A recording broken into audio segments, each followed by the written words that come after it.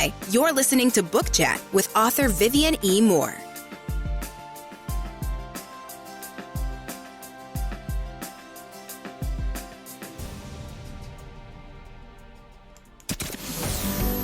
Welcome, everybody, to this week's episode. We really appreciate you joining us. This podcast really shows us how we can all learn, live, and thrive off of each other. By sharing our knowledge through our conversations, we will impart some knowledge whilst learning ourselves how to progress even further. Here is your host.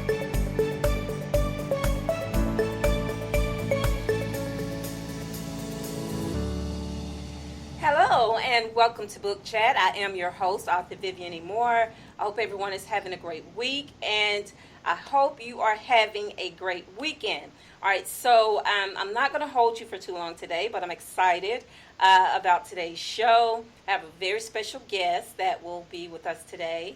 And so before I introduce him officially, let me just read the bio, okay? All right, so since July 2013, WTVC News Channel 9 Morning Noon anchor Greg Funderburg has been helping Chattanooga viewers start their day. And in that time, he has become a viewer favorite due to his vibrant personality and lively approach to storytelling. He was voted Best of the Best TV Personality by readers of the Chattanooga Times Free Press and Best TV Personality in Chattanooga Business Elite's Black Excellence Awards in 2021. Before joining the WTVC News team, Greg was a reporter and fill-in anchor with the Fox affiliate in Greenville, South Carolina.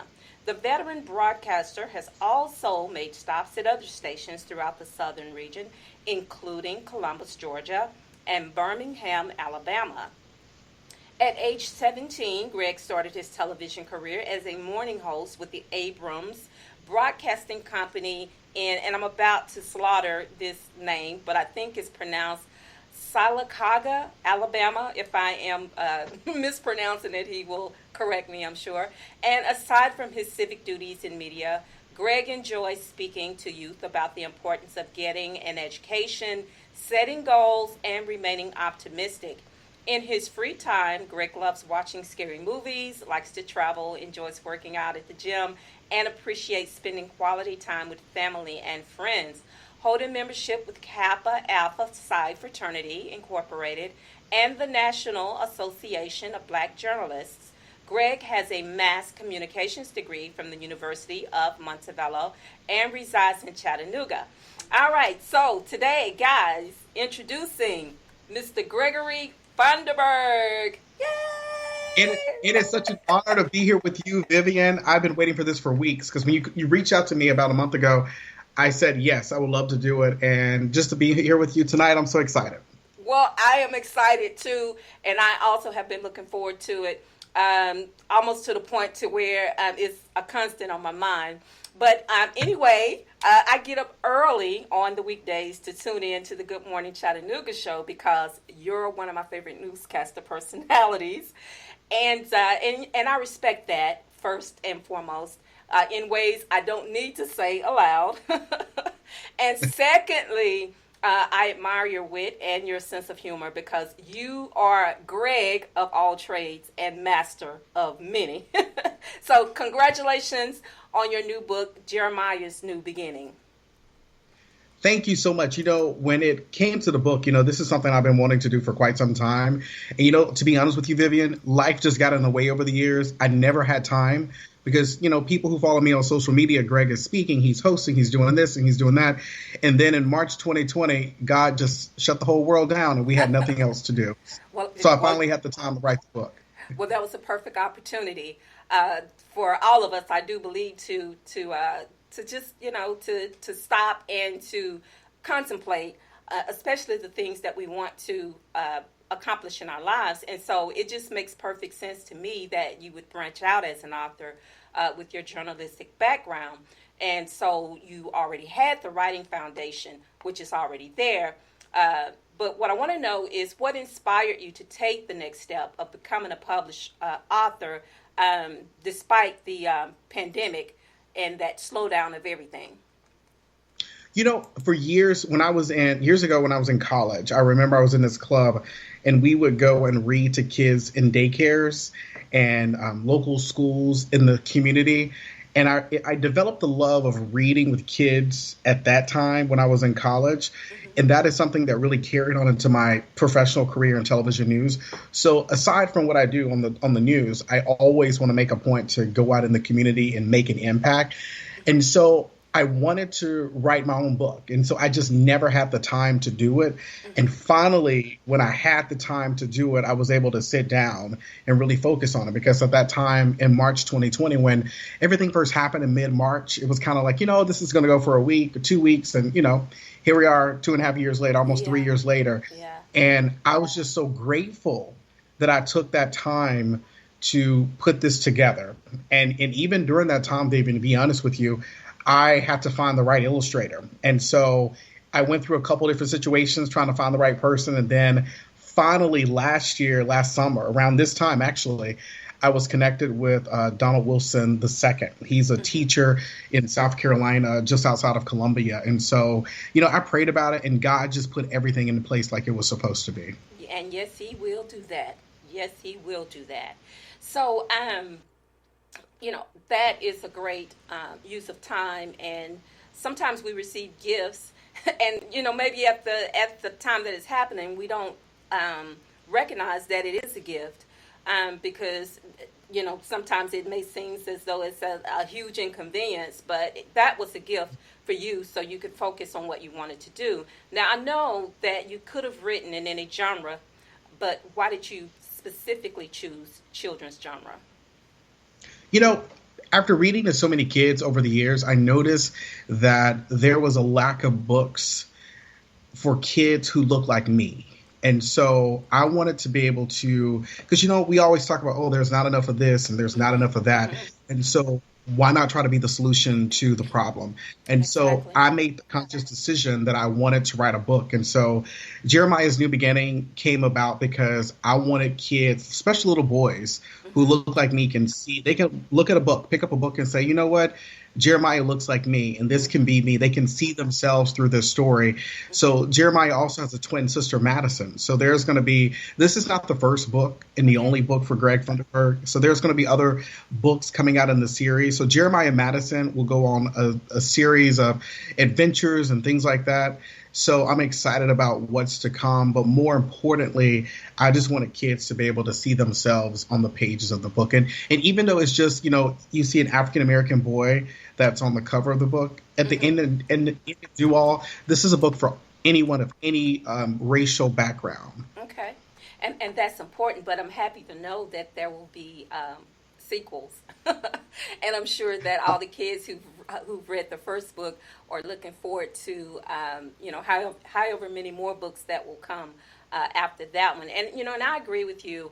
And in my opinion, when you possess the ability to write and tell stories, it should be about something that makes a profound difference in the world. And so the introduction to the story begins with, is Jeremiah's school strange? Can you tell us why that question is so important? Well, one thing about this new book, Jeremiah's New Beginning, this book is really focused on health and wellness. And so health and wellness is something that is so important to me. And just like any person in America, we always go up and down with our weight and, staying on the wagon, getting off the wagon. And so growing up in Alabama, I wasn't raised to eat asparagus and, all the healthy things that I eat now and the healthier choices that I make now in my life. But the goal is to hopefully get people and kids and families to start having the conversation about making healthier choices. And the really cool thing about this book is it's encouraging the kids to at least just try it. I remember going to my pediatrician, Vivian, and the pediatrician would say, Mrs. Funderburg, do you make Brussels sprouts or you make this? And, she would say, and my mom's a nurse. And so we've had a foundation of what eating healthy should be, but it wasn't always something that we did all the time because, my mom, you're working in the medical profession. My dad's working, has his own business. So we never really, a lot of times, you don't have time to cook because you got to think about, Greg and Chris, my younger brother, I'm in Boy Scouts and he's in Cub Scouts. We playing baseball. We're doing all these different things. And, dad's working, mom's here, and, band practice. You never really get a chance to really sit down at the table and eat dinner like you should eat. And what I learned when I first got to Channel 9, I did a segment called Wednesday's Child. We've been doing this segment since 1981. And I did it for about, yes, it's a wonderful segment with the it's the Big Brothers, Big Sisters of Greater Chattanooga.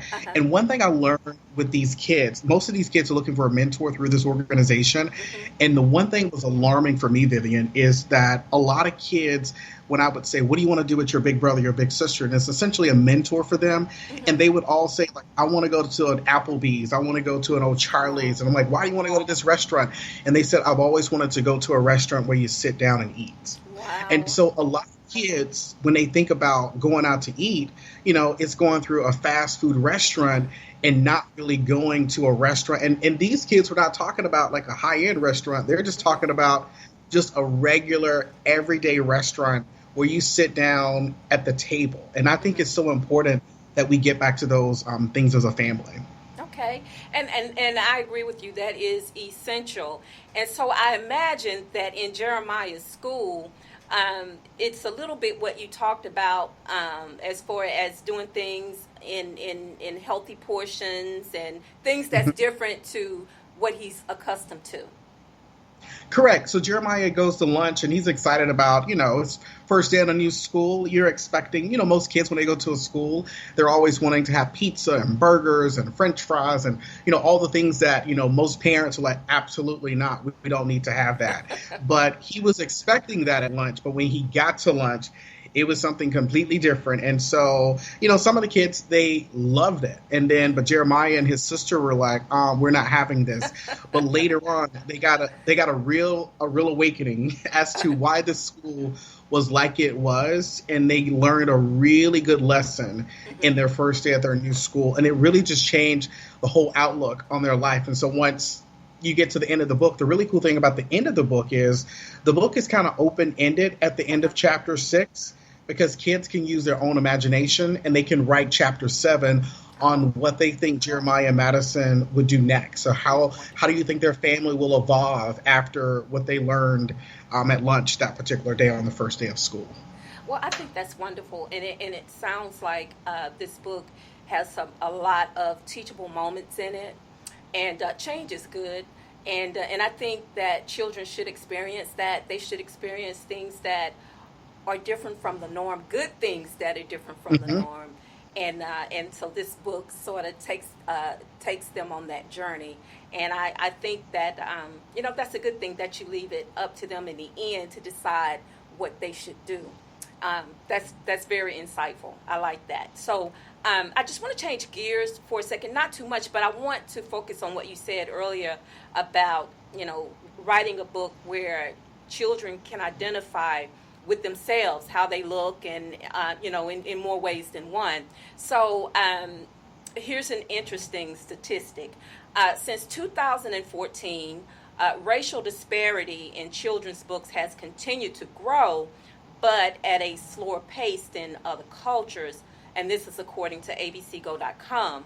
So, I too feel that it is essential for children of all races, to see themselves depicted in positive ways, in a world that's filled with so much negativity. So I just want you to put on your thinking cap for me here for a second, and if you can answer this question for me, or just give your opinion.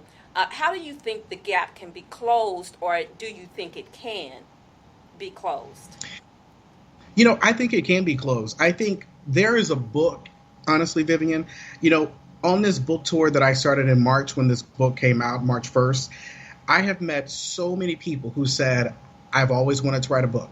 I've always wanted to write a children's book. And so a lot of people just need the nudge and the encouragement to do it. And I think we can, close that gap Because, when you think about it, there's a Greg Funderburg out there, there's a Vivian Moore out there, but there's so many other authors out there with stories. Exactly. And they just need to just step up and really make their dream come true. And I just tell people, don't think about the big picture of getting the book done.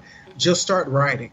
Every single day when you get some time, just start writing. And then once you get your book written, then you go and you make changes and you make edits and things like that. But the most important thing is just to start. Just do it. Exactly. That's one of the reasons why I started this podcast, is to inspire those who, maybe they've been thinking about, writing a book. And, the book world, the publishing world can be vicious at times. But the total premise of this show is to, explain and to teach them that, like you said, all you need to do is start. And once you start, you just take it from there. So, and once you get going, there is nothing that can stand in your way but you, if you allow it to. Now, I want to quote you on something that you said, and you just said it a few minutes ago, but if Greg can do it, I can do it. So your opinion matters to me, and I know that it matters to so many other writers that are out there or wannabe writers who just don't know where to start. But for all the other writers who want to write specifically children's books, you said that you believe that the gap can be closed. But for some, they may say, well, if the divide is too great for that to matter, then why do it? But I think you explained that well in saying that everyone has something to say. Everyone has a story inside of them that they want to get out. And so I think that ceases to matter. If you have that ambition, if you have that desire to speak, to let your written words be your voice. I agree with you that the divide is there, but it can be closed. That gap is there; it can be closed. So, finally, I want to know what lasting impression would you like to leave with the audience and any up and coming authors?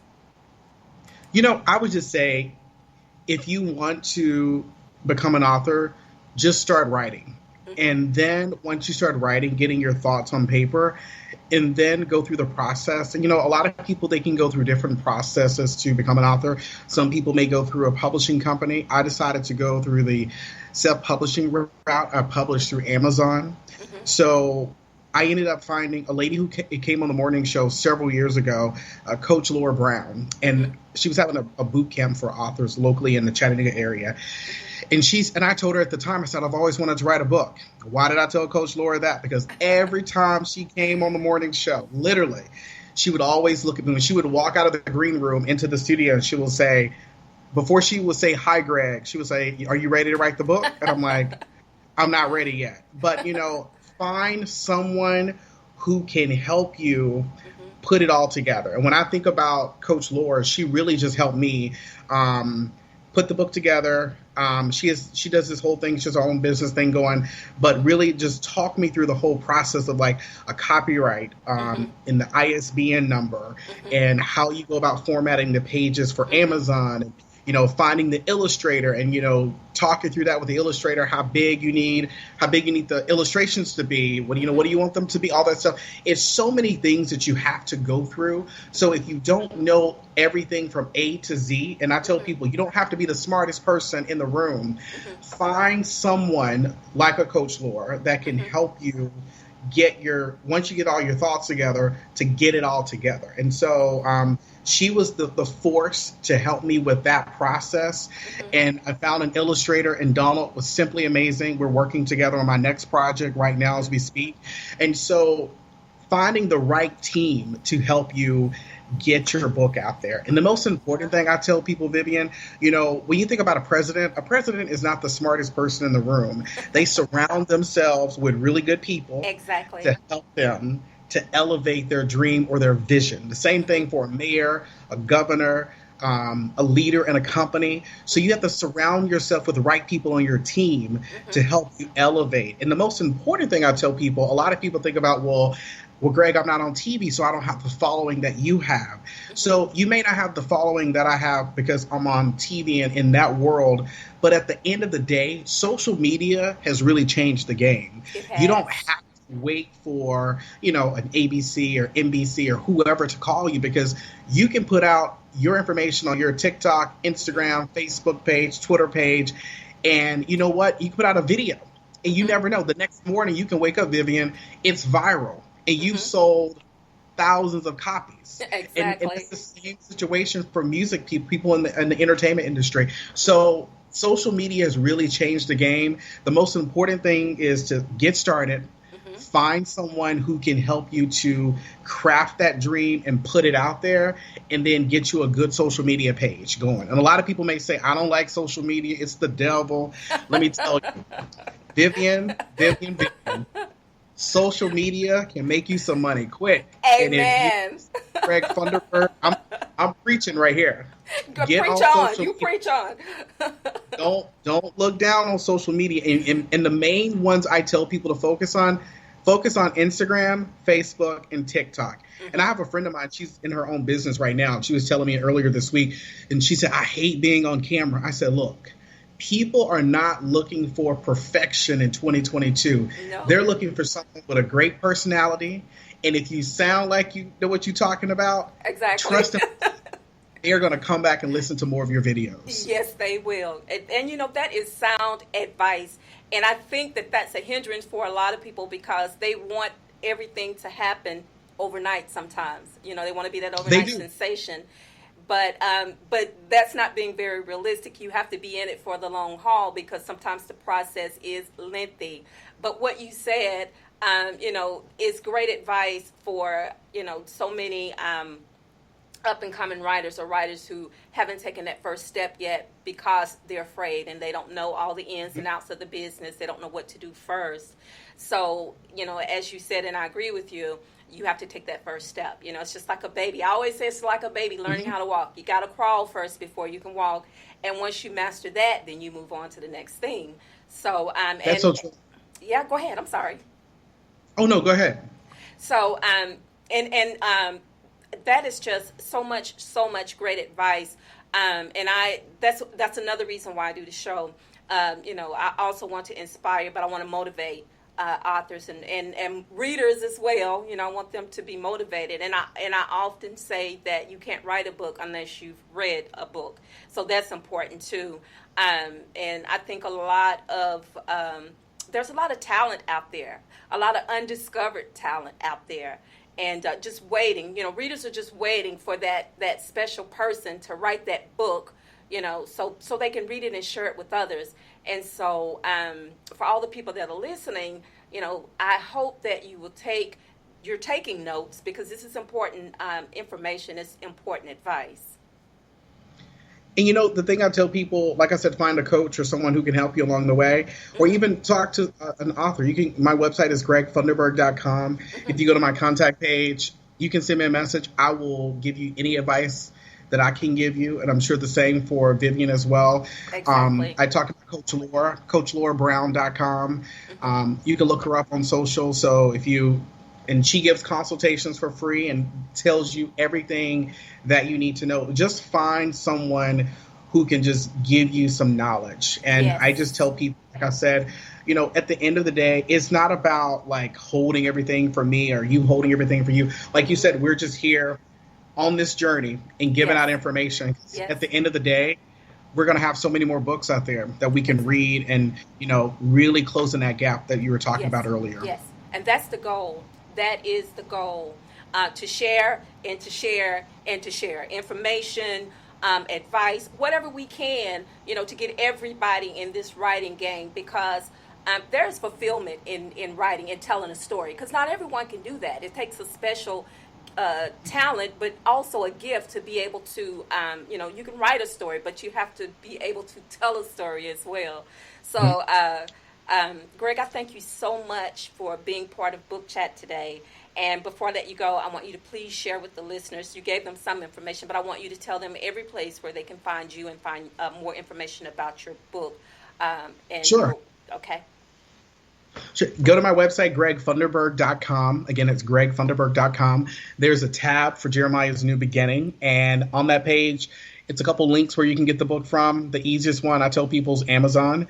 Also, if you have any questions or speaking engagements or whatever you want me to do, go to the contact page. You can shoot me a message there if you want to buy them in bulk. It's cheaper. I think it's $1.50 or something off, but you can shoot me a message there and we can do that. But like I said, my social media pages are all linked to my website. You can go there. My TikTok page. Vivian, are you on TikTok? I am. I'm going to look for you today, or you can send me an invitation. Listen, I just got started a few months ago. I was talking to some of my little cousins. They're like 13 and 14. Yeah. I was home back from the holidays. I said, look, I need to know how to do this before I go back to work. And so they sat there and gave me a tutorial. So I'm coming along. I have not gotten to the dances yet. So pray for me on that. I will. Now, see, I always give this disclaimer when I give that information out at the end of the show that I do not have any visual videos out there of myself, but I do promote my show out there and some of my book videos and things like that. But you won't catch me on TikTok doing some of the things we got to that they get there. do out there.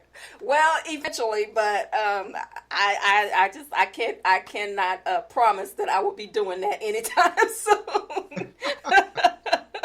But Greg, I understand. Yes, indeed. But I will look you up out there on TikTok. Are you on TikTok? Did you hear what I just said? TikTok. See, another example of why I don't need to be doing videos out there. I'll look you up on it does on Instagram as well. All right, so thank you again for being a part of today's show. You have actually made my day, and I'm sure the listeners as well. So I appreciate you so very much, and keep doing what you're doing. I look forward to your next book. My grandson told me today when I told him that I would be interviewing you. He was like, "Oh, we met him. We bought one of his books. He has a younger sister, and they bought the book for her." Okay. So I was like, well, great. I'm going to tell him that. Please tell them I said hello. And again, thank you for your time and allowing me to come into your space. And I just really appreciate your joy and just giving me this opportunity to talk about something that is a passion of mine that I love so much. Oh, it was my pleasure. Thank you so much, Greg. Take care now. Thank you. God You bless too. you. Take care. Bye-bye. God bless you.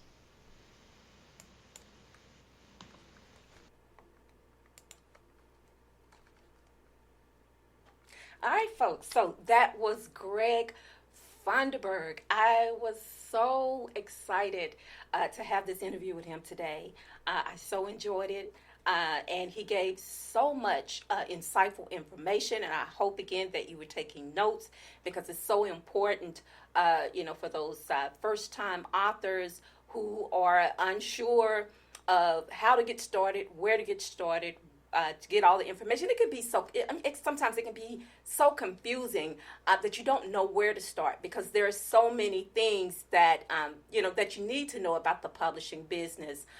Things that if you are a self-published author that you have to do on your own. So that makes it a little challenging. But as Greg said, when you have people in your corner to help you, guide you along the way, then sometimes it makes the journey just a little bit more exciting. So I hope that that this has inspired you to get started. Just write that first paragraph. Do what you need to do to get motivated.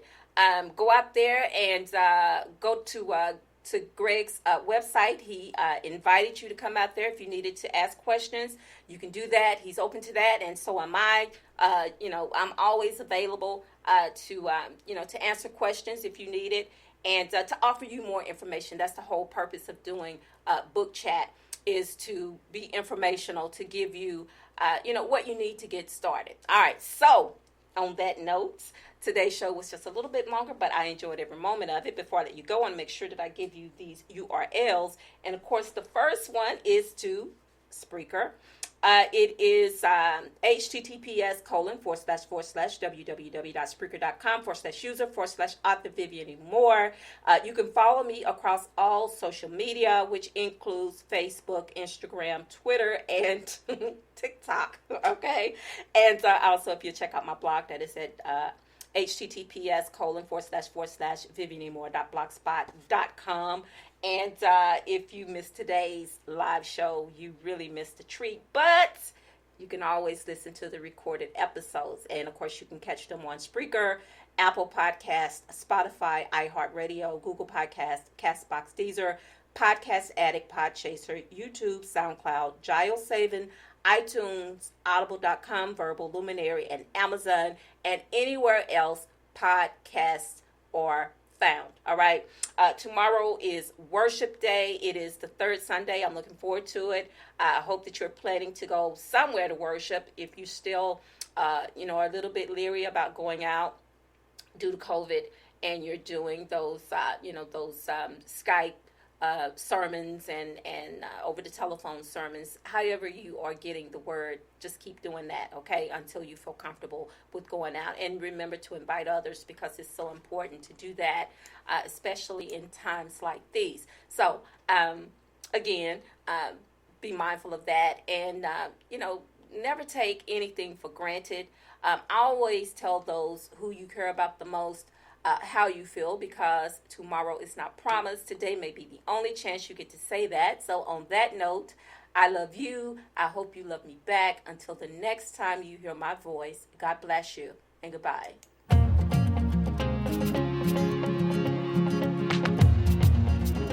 Loved what you've heard on this week's episode? Well, the answer is simple. It would mean the world to us if you could head over to iTunes and leave us a 5-star review and feedback. Spreading the word really is the best way to grow our podcast and achieve even greater things. Thank you.